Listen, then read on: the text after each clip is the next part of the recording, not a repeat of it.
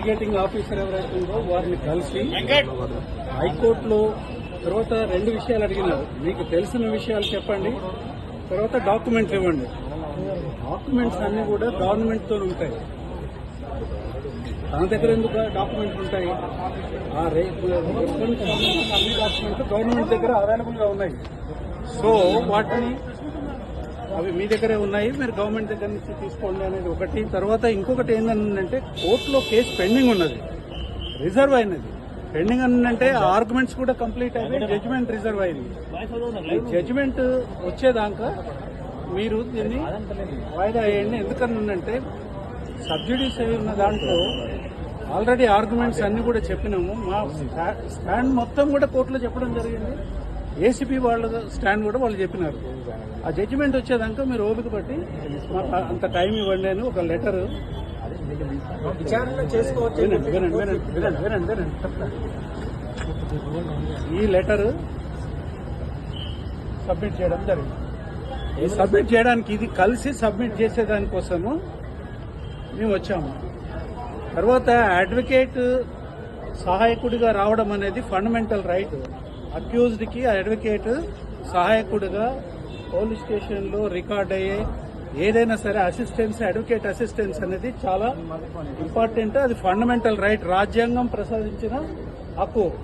Article 21 కింద రాజ్యాంగం ప్రసాదించిన హక్కు. ఫెయిర్ ట్రయల్, ఫెయిర్ ఇన్వెస్టిగేషన్ అనేది రాజ్యాంగం యొక్క హక్కు.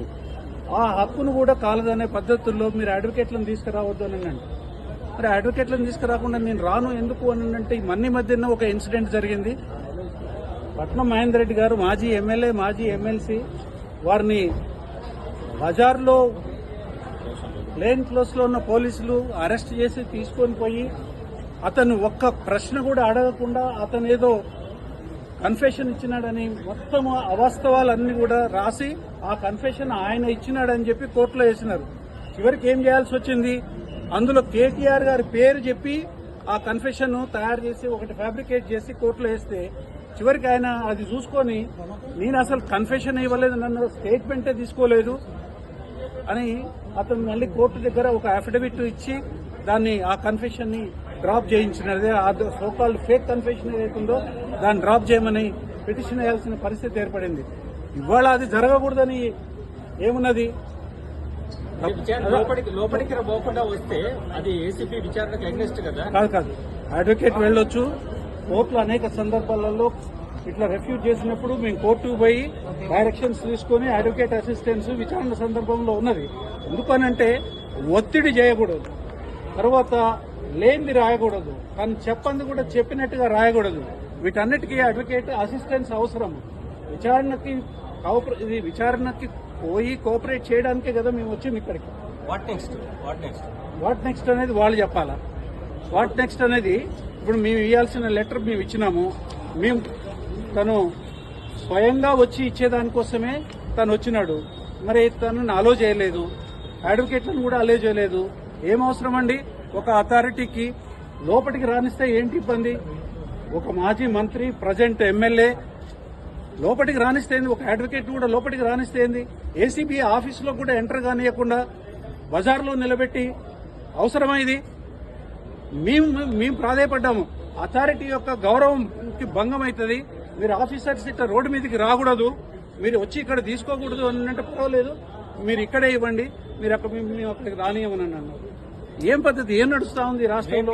ఈడీ విచారణ కూడా ఉన్నది. ఈడీ విచారణకి కూడా పోతామండి. ఈడీ విచారణకు కూడా అటెండ్ అవుతాము. ఇవాళ అటెండ్ కావాలనే కదా పోయింది. అడ్వకేట్ రానియమనే నెపంతో ఇవాళ అక్యూజ్డ్ స్టేట్మెంట్ ఇవ్వడానికి సిద్ధంగా ఉన్నా కానీ స్టేట్మెంట్ తీసుకోలేదు. స్టేట్మెంట్ తీసుకోవాల్సింది. అంటే మేము స్టేట్మెంట్ కూడా మేము చెప్పాము, కండిషనల్ గా చెప్పాము. ఈ జడ్జిమెంట్ వచ్చిన తర్వాత మీరు విచారణకు పిలవండి అని అన్నాము.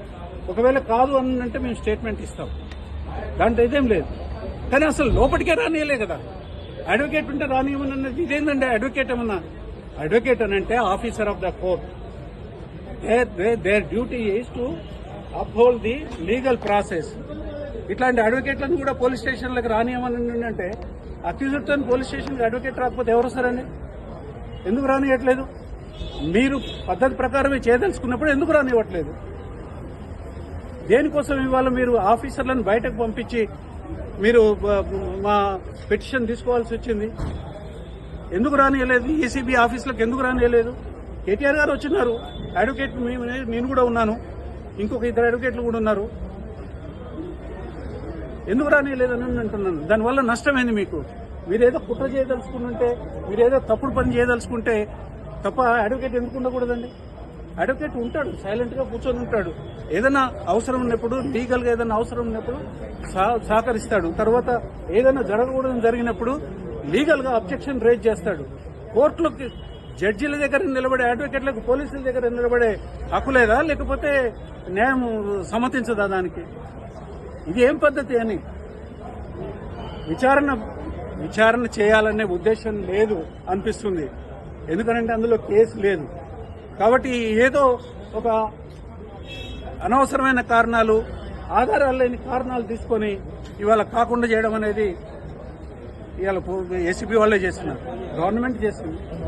నాకు తెలిసి ఏసీబీ వాళ్ళకి ఏమైనా దీంట్లో స్వేచ్ఛ ఉన్నదో లేదో నాకు తెలియదు. ఎందుకనంటే ఒకటే ఫోన్లు మాట్లాడుతూ ఉన్నారు, అక్కడ ఆపేసేసి ఫోన్లు మాట్లాడుతూ ఎవరితో మాట్లాడుతున్నారు ఫోన్లు? అవసరమేముంది? అరే ఒక మాజీ మంత్రి తర్వాత ఇవాళ ఎమ్మెల్యే చట్టసభలలో చట్టాలు చేసే అతను తన మీద నోటీస్ ఉన్నది.